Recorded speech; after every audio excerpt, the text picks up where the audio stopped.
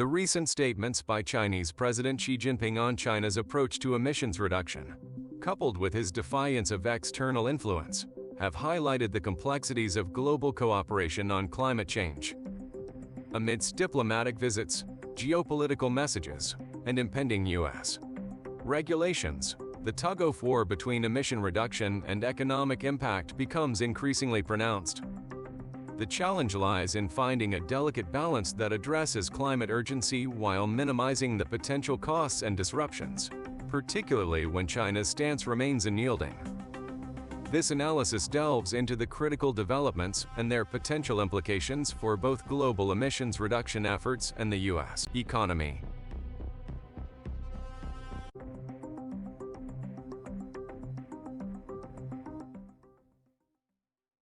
Chinese leader Xi Jinping recently declared that China alone will determine its approach to addressing climate change, including the pace of its efforts, without outside interference. This stance marks a departure from the 2015 Paris Climate Accord, where a Chinese-US agreement set the goal of limiting global warming to 1.5 degrees Celsius above pre-industrial levels. As heat waves affect regions across the Northern Hemisphere, including China, the U.S. Climate envoy John F. Kerry held talks with Chinese officials, but no significant breakthrough was achieved.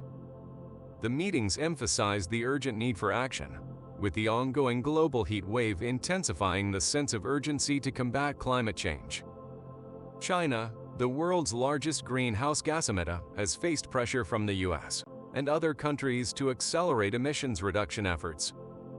However, China's domestic concerns and challenges, such as extreme weather events and energy supply, have shaped its approach, leading to decisions like approving more coal power plants to ensure power supply during peak demand.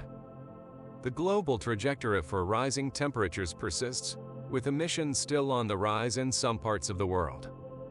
Even with current pledges under the Paris Agreement, the Earth is likely to experience more than 2 degrees Celsius of warming, indicating the need for sharper emissions cuts to limit warming to 1.5 degrees Celsius. While extreme weather events have raised public awareness about climate change's urgency, it remains a challenge to sustain momentum for climate action.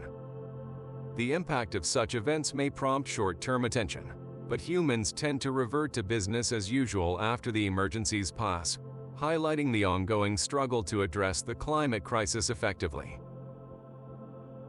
The recent statements by Chinese President Xi Jinping regarding China's approach to emissions reduction have underscored the challenges in achieving global cooperation on climate change.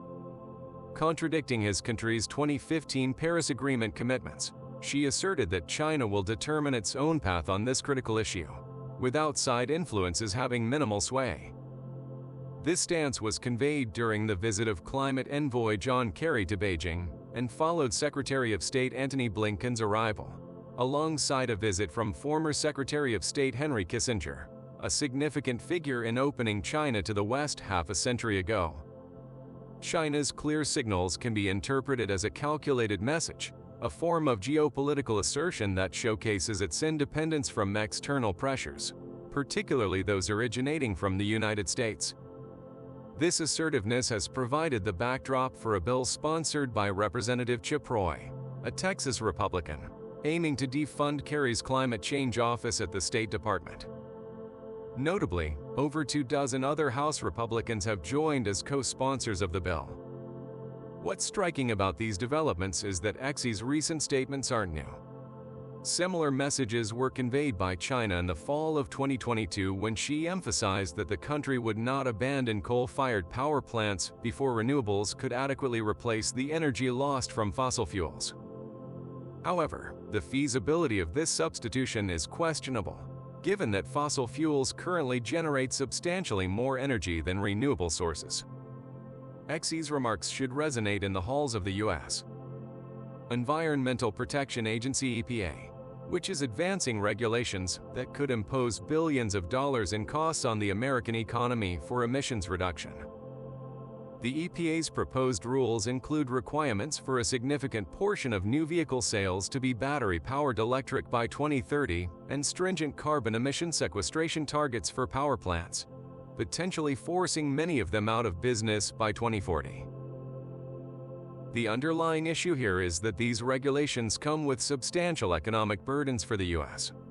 without guaranteed reductions in global emissions, especially if China continues to offset any emissions reductions by the U.S. Given China's insistence that it has no intention of aligning with Western net zero goals, the question arises: why should the U.S. bear the costs and potential economic impact of these regulations if they don't lead to meaningful global change? Even if the United States were to eliminate all fossil fuels, it would only make a marginal difference in global temperature projections by the year 2100. According to experts, the impact would be just 0.2 degrees Celsius, a minor change in the grand scheme of climate goals. The potential implications of the EPA's regulations, particularly the tailpipe rule, raise concerns about driving costs for all Americans, with lower-income individuals disproportionately affected. The higher initial cost of electric vehicles (EVs) and the challenges associated with EV recharging, especially during long road trips or in areas lacking in-home charging infrastructure, create practical and economic hurdles. Furthermore, EVs are not entirely emission-free. They depend on electricity, the generation of which still contributes to emissions. The EPA itself acknowledges that increased electricity generation could lead to elevated levels of pollutants such as SO2, PM2.5, ozone, or air toxics in certain areas. The proposed power plant rule, aiming to sequester 90% of carbon emissions, presents technological and operational challenges, with no proven methods at such a large scale. This focus on carbon sequestration may result in power plants shutting down to comply with the proposed regulation, reducing overall power capacity at a time when the U.S. seeks to electrify numerous aspects of its economy. This could lead to increased blackouts, which, during extreme weather events, pose serious risks, including potential loss of life. Economically, higher electricity costs can have significant adverse effects, including rising prices, offshoring of manufacturing, increased layoffs, and unemployment. This downward economic spiral can lead to lower GDP growth and diminished standards of living for Americans.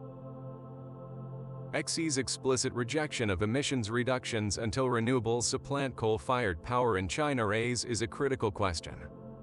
Are the EPA's regulations driving all pain and no gain? The U.S. finds itself on a path that incurs significant costs and economic impacts without guaranteed reductions in global emissions, given China's current position. While recent extreme weather events might raise awareness of climate urgency, there's a risk that, once these emergencies pass, people might return to business as usual. The challenge of maintaining sustained momentum for climate action remains significant. In the end, the question remains: should the U.S. bear such significant costs and economic consequences, especially when China's emissions trajectory seems unlikely to change and the potential global impact of U.S. regulations remains uncertain? As the world navigates these complex dynamics, striking the right balance between addressing climate change and minimizing economic and social disruptions becomes ever more crucial.